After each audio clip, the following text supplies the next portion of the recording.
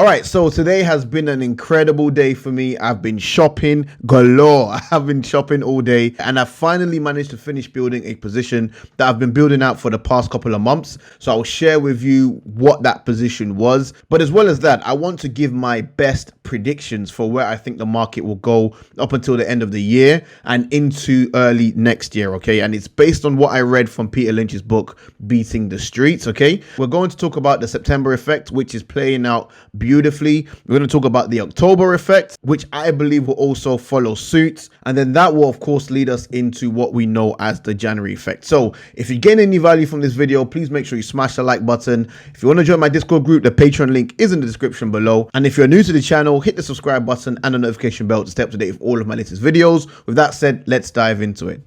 All right, so this is what Peter Lynch had to say in Beating the Street, okay? He said you could make a nice living buying stocks from the low list in November and December during the tax selling period and then holding them through to January when the prices always seem to rebound. This January effect, as it's called, and to be honest, this is the first time I've ever heard of the January effect. I've always heard of September effect and October effect, but never really heard of the January effect until I read Peter Lynch's book, okay? So he said, this January effect, as it's called, is especially powerful with smaller companies, okay? So by smaller companies, I believe Peter Lynch is referring to, your small caps, possibly your micro caps as well. And I would include mid to large caps within this categorization, which over the last 60 years have risen 6.8% in price in that 1 month, while stocks in general have risen only 1.6%, okay? Now, if you look at the SPY for September, pretty much the September effect has been a self-fulfilling prophecy. The SPY is down 3.55%.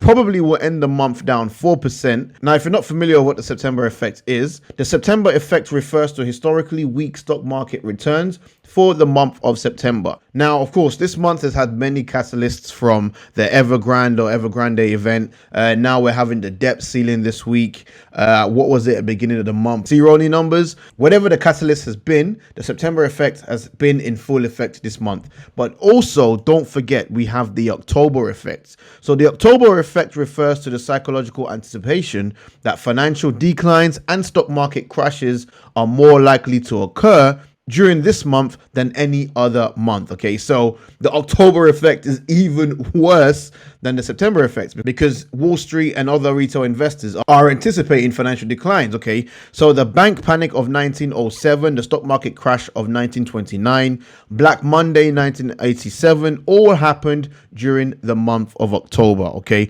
Historically speaking, however, September has had more down markets than October, but the psychological effect that causes some traders to blame October for the stock market declines may actually make it one of the better buying opportunities for contrarian investors like myself and like yourself, okay? So now let's pull it all together. September historically has been a horrible month, and also October. You have the October effect, okay? So what does that mean for the Russell 2000 and all the other major US indexes?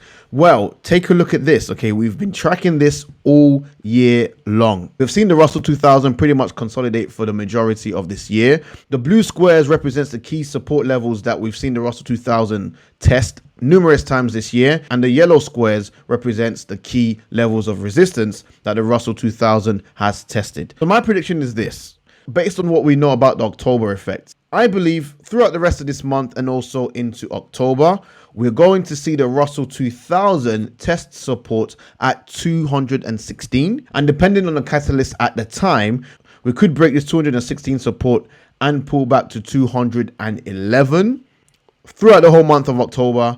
And then going into November, December, which we know according to Peter Lynch is when investors start buying from the low list, essentially small caps that have been beaten up during the September and October effects. A sudden influx of buying could see the Russell 2000 break through these multiple levels of resistance and then potentially test the resistance at all-time highs. And of course, that will lead to what we know as the January effect. Okay, now, this is my best guess based on historical figures, based on what I've learned from Peter Lynch. Now, essentially, if this theory does play out, it essentially means we are up for even more blood. Okay, there's going to be a lot more blood in the streets throughout the rest of this month and also throughout the month of October.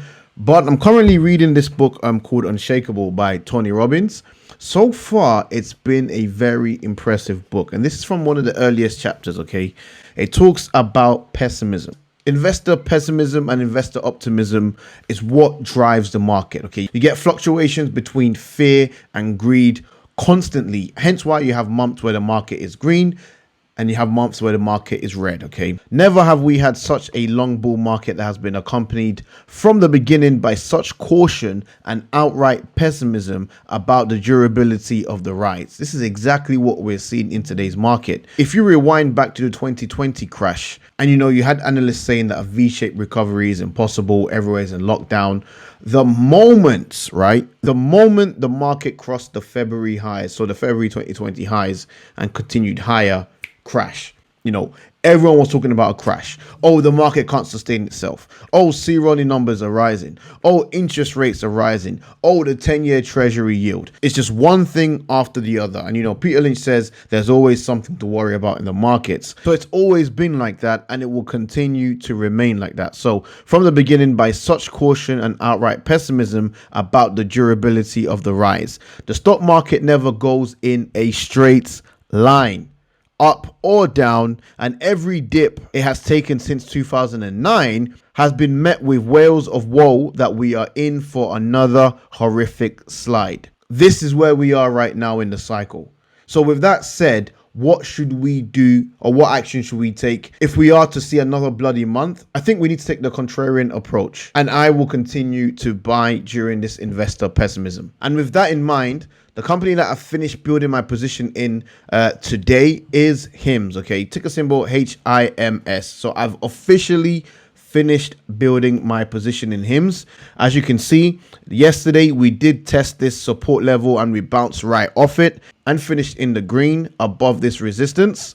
However, we opened above this resistance, broke through it, broke through support at $7.93, and we are now on our way to testing support at $7.65. But my position in this company is fully built. I've invested my entire capital. I've got the amount of shares that I wanted from the very beginning. I'm very happy with my size, and I plan to continue to follow this company for the long term, and I'm really looking forward to Q3. So I hope you guys are in a position to take full advantage from the weaknesses that we are seeing in the September effect. I hope you guys still have cash ready for the October effect, and then from November, December, leading into the January effect, we should see a significant rise. That would lead to us growing our wealth significantly. So thank you so much for watching. I just wanted to give you a quick overview, a quick summary of what I've been thinking and what I've been doing in the markets. If you gained any value, please make sure you smash the like button. With that said, I'll catch you in the next one.